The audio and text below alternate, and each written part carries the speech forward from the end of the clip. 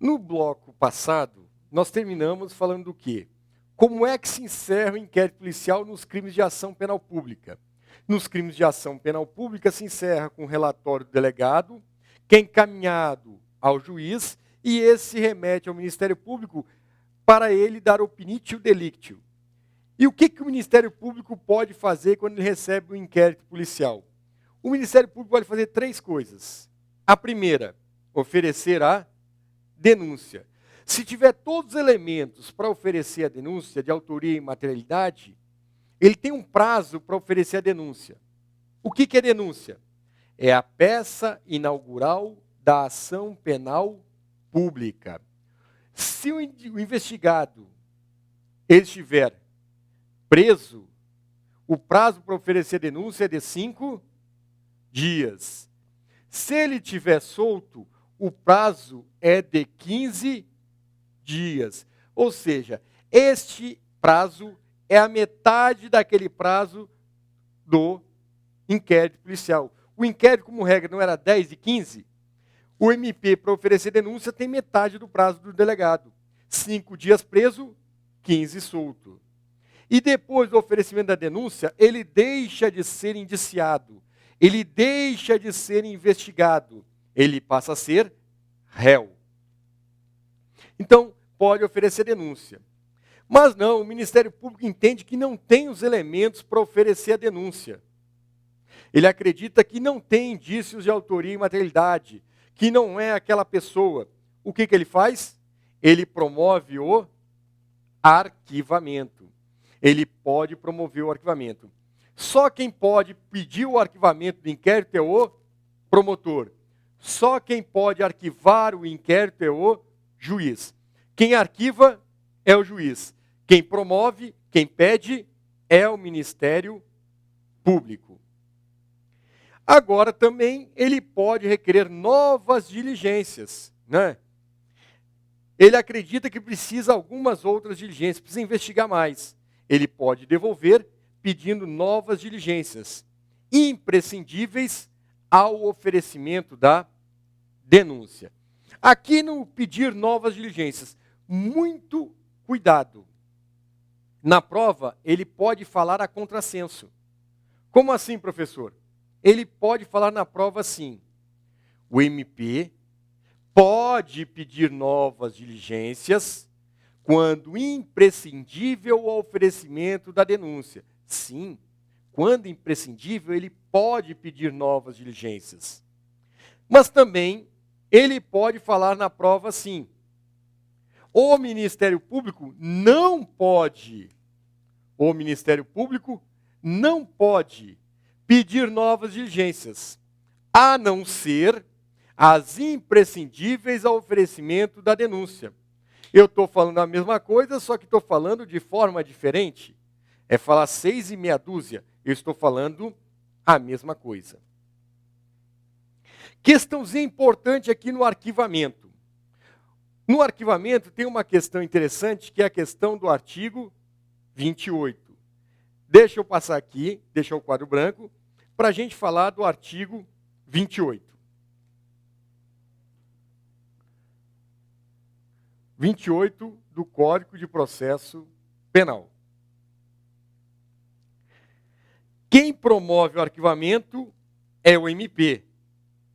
O MP, ele pede o arquivamento para quem? Para o juiz. Isso aqui é o pedido de arquivamento. Se o juiz concordar com o pedido de arquivamento, o juiz arquiva, estão todos felizes e contentes. Mas pode acontecer do juiz não concordar, achar que tem elementos para oferecer a denúncia. Ele pode entender, promotor está doido. Tem elementos para oferecer a denúncia. Existem elementos para oferecer a denúncia. Aí o que o juiz pode fazer? Ele pode iniciar a ação penal? Não. Em razão do princípio da inércia processual, da iniciativa das partes. O juiz ele tem que ser provocado.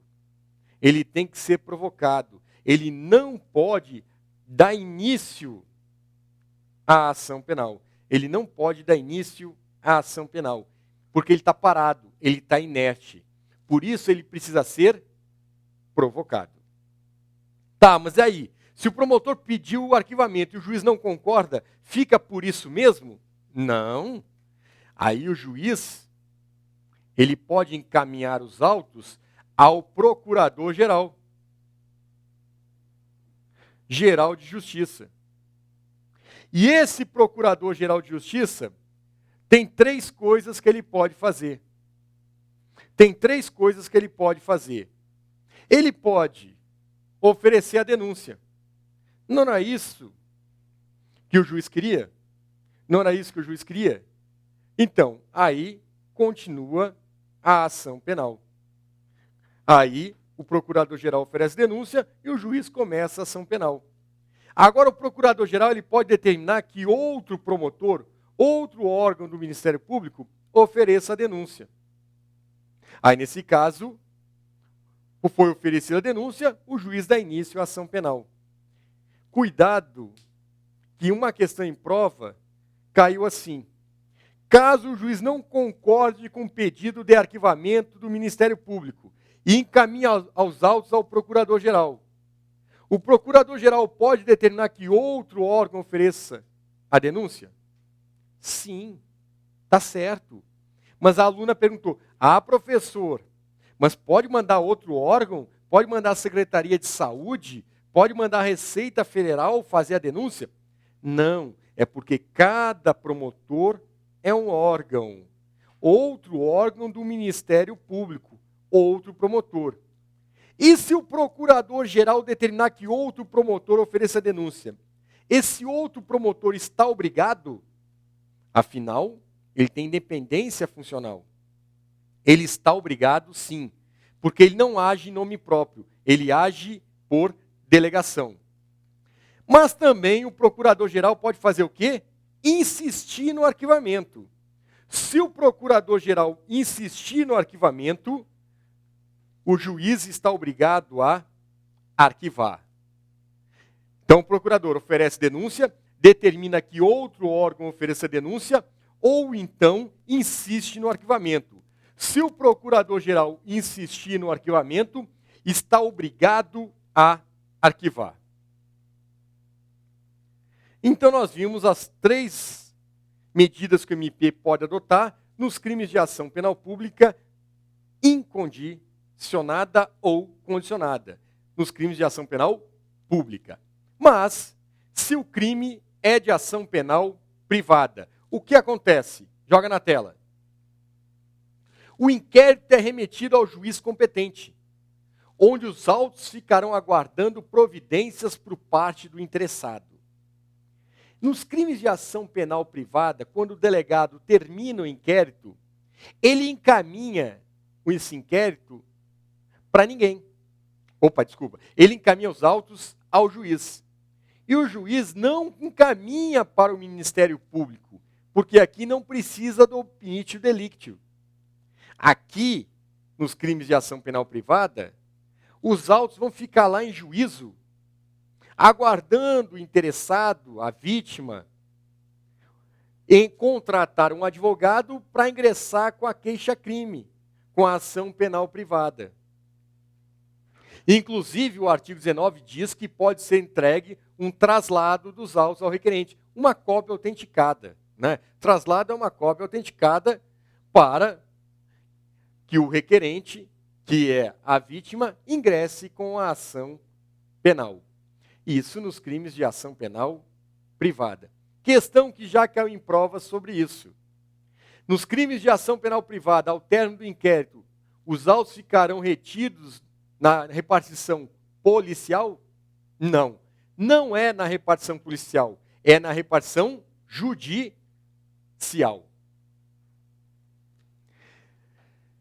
Trataremos agora do arquivamento e desarquivamento do inquérito. Somente o juiz pode arquivar o inquérito policial. Ouvido o Ministério Público é o titular da ação penal. Já vimos isso. Só quem arquiva é o juiz, através de solicitação do Ministério Público. No caso de arquivamento do inquérito por falta de prova, esse inquérito ele somente será reaberto surgindo novas provas. Claro que novas provas inovadoras. Então, depois de arquivado o inquérito, ele só pode ser desarquivado com base em novas provas. Agora, abre aqui para mim. Se foi arquivado o inquérito, o delegado poderá realizar novas diligências para colher outras provas? Pode. Como é que vai reabrir com novas provas se não pesquisar? Sim, outras pesquisas para descobrir essas novas provas podem ser adotadas pelo delegado? Podem. Mas tem situações que, mesmo com base em novas provas, não poderá ser reaberto o inquérito já arquivado. Quando? Se foi arquivado por atipicidade da conduta. Se já foi dito que aquela conduta não é típica, não se enquadra no modelo de crime. Ou então, se já ocorreu alguma exclusão, se já ocorreu alguma causa de exclusão da punibilidade. Aqui teve um errinho aqui, da punibilidade. Se já está extinta a punibilidade, aí nesse caso não pode mais ser desarquivado. Uma questãozinha de prova que costuma cair em prova. É admitido no ordenamento jurídico brasileiro o arquivamento implícito? Não. Professor, mas se não admite, por que o senhor está falando? Porque na prova pergunta se admite ou não admite.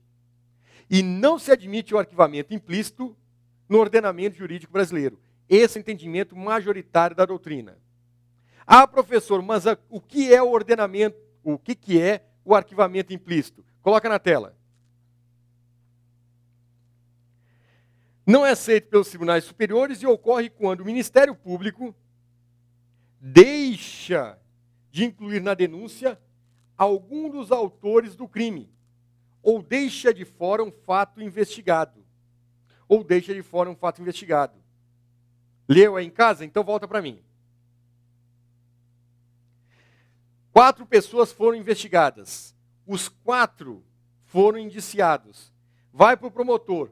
O promotor pede o arquivamento de um, explicitamente, oferece a denúncia contra outro, e não fala nada dos outros 2. Para uma parte da doutrina, entende que esses 2, se não foi oferecida a denúncia nem pedido arquivamento, isso é um arquivamento implícito para esses 2. Mas isso não é admitido. Porque o entendimento majoritário é que esses 2 podem, a qualquer momento, serem denunciados depois. Então, é para você saber o que é o arquivamento implícito. Algumas observações aqui a respeito de inquérito policial. O artigo 15, ele foi revogado tacitamente pelo Código Civil. O que diz o artigo 15? Que o indiciado menor deverá ser acompanhado de curador. Esse menor era aquele menor entre 18 e 21, que acabou, não existe mais maioridade relativa entre 18 e 21. Hoje são todos absolutamente capazes a partir dos 18, tanto civil como penalmente. Então não precisa mais de curador a pessoa entre 18 e 21. Ah, professor, mas esse menor não seria o menor de idade? Não. Por quê? Por que não seria o menor de idade? Porque o menor de idade não pode ser indiciado em inquérito policial. O artigo 21, ele diz expressamente que o preso no inquérito policial pode ficar incomunicável por até 3 dias. Esse artigo 21, ele não foi recepcionado pela Constituição Federal. Por quê? Porque a Constituição Federal diz: em estado de sítio, estado de defesa, o preso não pode ficar incomunicável. Poxa, se nem no estado de exceção pode ficar incomunicável, que dirá no dia a dia? E mais, a Constituição diz que todo preso tem direito à assistência da família e do advogado. Se ele tem assistência da família e do advogado, ele não fica incomunicável. Então, o artigo 15 está revogado e o artigo 21 não foi recepcionado pela Constituição.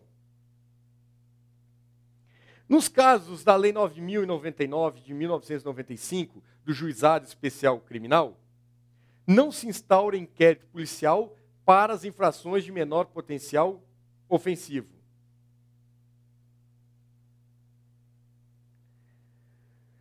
Não há suspeição ou impedimento do delegado, podendo haver do perito ou do médico. Então, existem lá no Código de Processo Penal os casos de impedimento para o juiz, para o promotor, para a testemunha e assim por diante. Mas não existe suspeição e impedimento do delegado. Se o delegado é inimigo de alguém, ele pode investigar? Pode. Não tem suspeição ou impedimento. E olha o que diz a súmula 234 do STJ. Coloque aí na tela para o pessoal ler essa súmula. A participação do membro do MP na fase da investigação criminal não acarreta o seu impedimento ou suspeição para o oferecimento da denúncia. Significa o que essa súmula do STJ?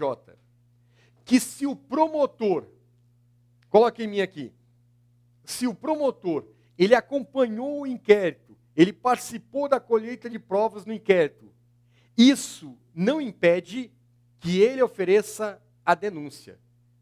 Não é porque ele participou do inquérito, não é, auxiliando o delegado, ou de alguma forma atuando, que ele está impedido de oferecer a denúncia.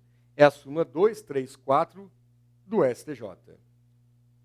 E caminhando para a finalização do assunto inquérito policial, vamos falar do notitia criminis, a notícia crime.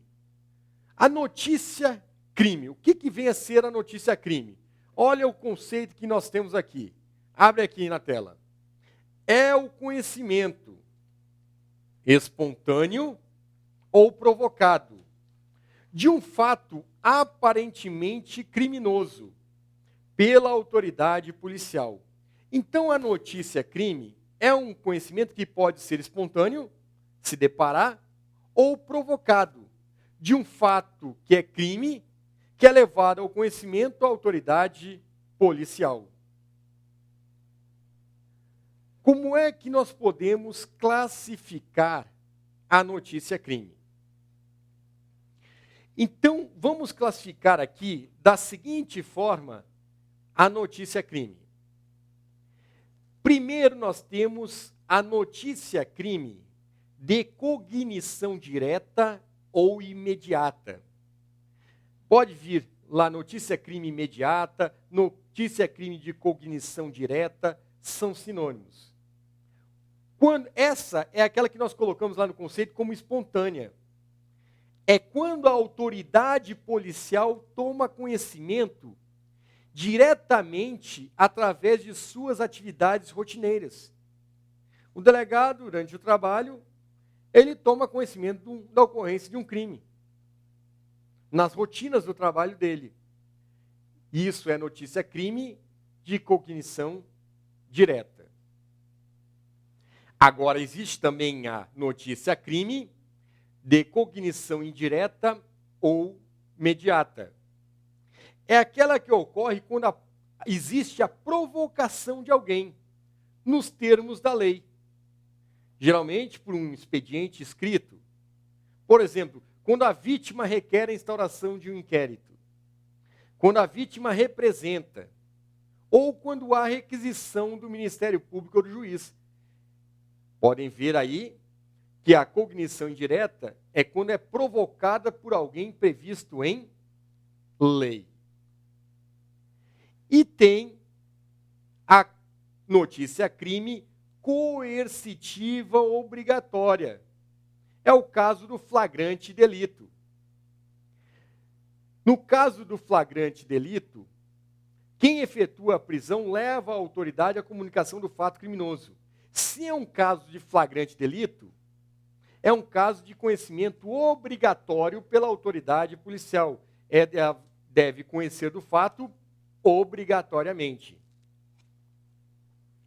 E retomando o que nós falamos anteriormente, o que vem a ser o delatio criminis? É uma espécie de notícia crime. É a comunicação de uma infração penal por terceiros que não sejam a vítima ou seu representante legal. Que não seja a vítima nem seu representante legal. Então, são as formas de cognição de notícia-crime. Sendo assim, nós fechamos aqui os principais pontos para concurso público de inquérito policial. Quando, num concurso público, se coloca no edital a matéria inquérito policial, com certeza vai cair uma questão sobre inquérito policial. Inquérito policial é um dos assuntos mais pedidos no concurso público, não é? Quando se pede direito processual penal. Então, espero que vocês tenham captado aí e reforçado o conhecimento sobre inquérito policial. Até nosso próximo encontro com a nossa próxima matéria.